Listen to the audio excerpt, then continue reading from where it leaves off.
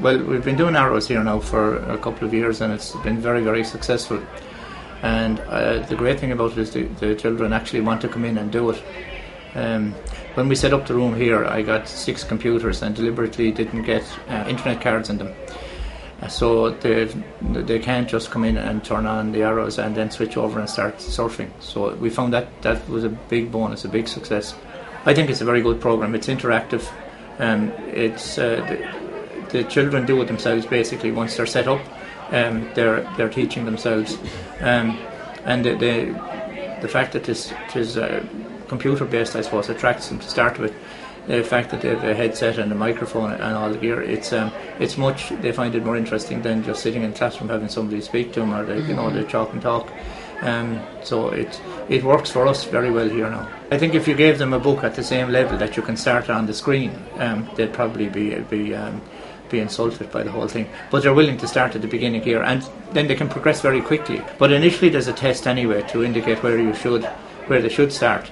So having done the test, we know pretty well where they are. So you can start at a very, very, very basic level, and then it can go on then as far as you like. It's really good because it will work right up to the 5th years and 6th years who will still benefit from it. And when they get over the reading side of it, the spelling is very good. Well, we did Salford test with some of the children, and they did reading. We did it in November, and we tested them again in April. And they got to the 17 questions on the page. So they 11 and 12 would be the sentences they got to initially. And at the end of the year, they all got down to the last sentence, which was incredible. And the other benefit was that I did that with some of the girls in school who were very shy about reading in class. Some of them wouldn't read out loud in class. But by the end of the year, they had all got to the stage where they were willing to read out loud in class. That was my target for them. There's all sorts of issues if they won't read out loud, because it interferes with the basic learning and the progress of the class. A-E-W.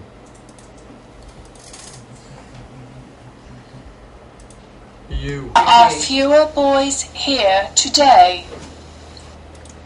There are fewer boys here today. Which is the newest book? Which is the newest book? The bird flew away. The bird flew away.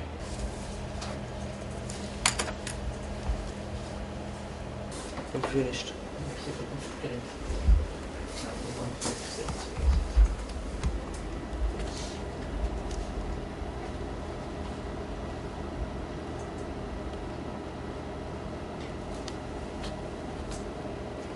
Okay, move on to the next one, okay? Right, these are sentences now from the same letters, okay? You've done the small one, the words, now do the sentences, okay? Take your time. You finished. Books. Right. Yeah.